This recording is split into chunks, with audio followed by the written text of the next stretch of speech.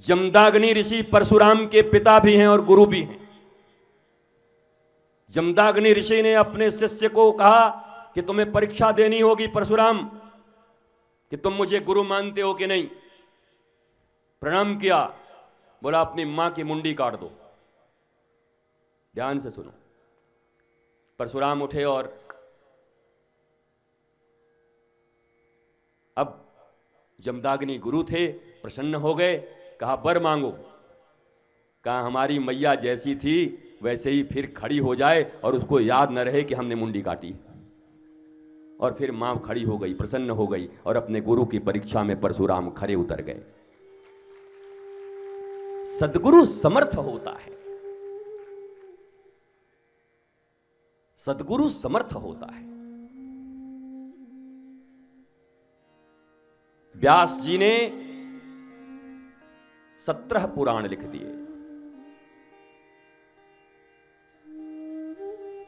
पर उनके जीवन में चिंता था।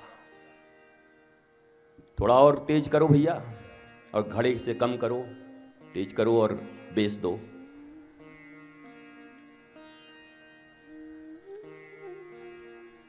सत्रह पुराण लिखने के बाद भी उनके जीवन में शांति नहीं मिली। वेदों का विभाजन कर दिया, कितने ग्रंथ लिख डाले और चिंतित होकर बैठे हुए।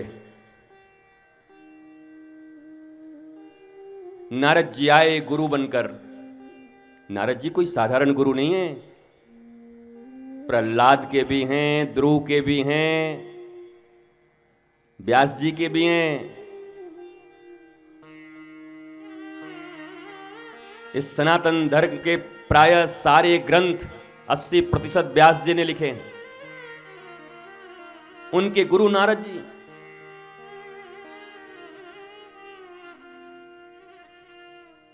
सुर के देवताओं के भी गुरु हैं और असुरों के भी गुरु हैं।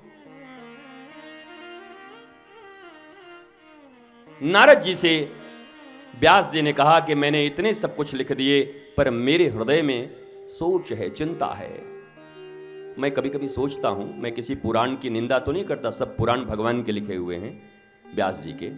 बताओ लिखने वाले को ही शांति नहीं है, जो लिख रहे हैं उन्हीं को शांति नहीं है। जवाब दो, जो प्रज्ञावान लोग बैठे हो जवाब दो। 17 पुराण लिखने के बाद व्यास जी को स्वयं शांति नहीं है। जब गुरुदेव ने कहा कि तुमने बहुत विधियां लिख दी, परंतु कृष्ण प्रेम जिससे उत्पन्न हो उसके विषय में तुमने नहीं लिखा ठीक से भी। इसलिए कृष्ण अनुराग और कृष्ण प्रेम जिससे उत्पन्न हो, अरे भैया घड़े की तरह आवाज आ रही है, ठीक कर दो।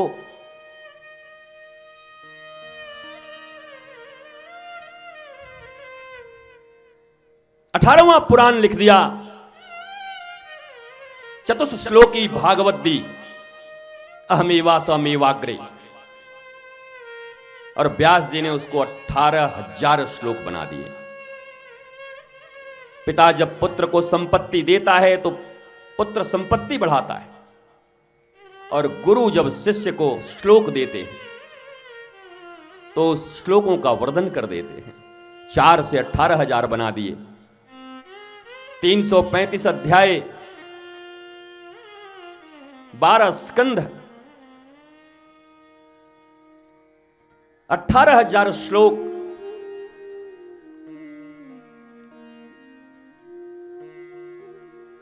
और 5,76,000 शब्द हैं।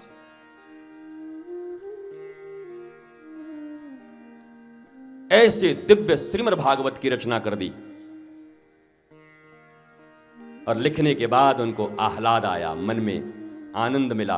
और जैसे हर जज किसी को मृत्यु की सजा देने के बाद पहले कलम तोड़ देता था, निब को, व्यास जी ने श्रीमद् भागवत लिखने के बाद तूलिका तोड़ दी, रख दी। अब मैं कुछ नहीं लिखूंगा। इसलिए इसे पुराण तिलकम कहा गया है, पुराणों का राजा। सब पुराण सुनने से भी क्या लाभ है? श्रीमद् भागवत सिंह की तरह अकेला ही गर्जना करता है। अरे जिन्होंने लिखा वही सुखी नहीं थे, और जिसको लिखकर उनके जीवन में आनंद आ गया। भगवान के कला अवतार हैं व्यास जी।